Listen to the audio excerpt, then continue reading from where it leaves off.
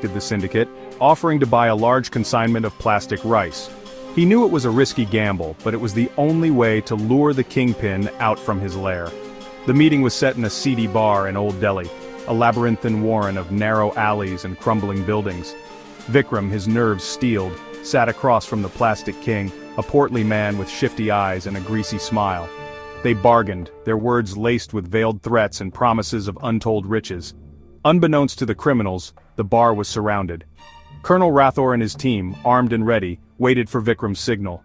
The tension in the air was palpable, thick enough to cut with a knife. Finally, the moment arrived. As the deal was about to be sealed, Vikram, with the precision of a seasoned operative, switched the briefcase containing the money with an identical one rigged with a tracking device. "It's done," Vikram muttered, his heart pounding against his ribs. With the tracking device in place, Rathore and his team stormed the warehouse where the plastic rice was being stored. The raid was swift and brutal. The criminals caught off guard were no match for the highly trained raw operatives. The Plastic King, his face contorted in rage and disbelief, was apprehended along with his cronies. The evidence gathered by Vikram was overwhelming, irrefutable proof of their crimes against humanity. The news of the raid sent shockwaves through the nation. The public, outraged by the scale of the deception, demanded justice. The trial was swift, the evidence undeniable. The Plastic King and his accomplices were found guilty and sentenced to lengthy prison terms. The corrupt officials, their greed exposed, were stripped of their power and faced the full force of the law. Vikram, his face hidden in the shadows, watched the news reports, a sense of grim satisfaction washing over him. He had won this round, but the fight was far from over. For every criminal brought to justice, countless others operated in the shadows, their greed fueled by a system that allowed them to thrive.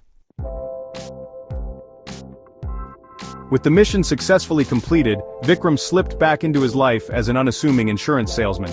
He returned to Anjali and his children, his heart filled with a mixture of relief and longing.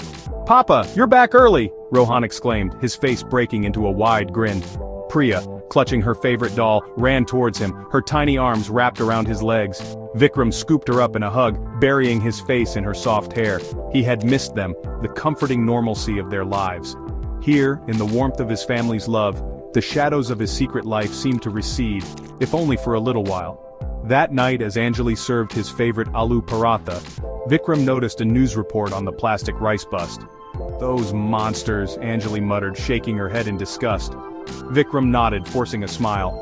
He wanted to tell her everything, to unburden himself of the weight of his double life. But he knew he couldn't. His duty to his country, his oath to protect, bound him to silence.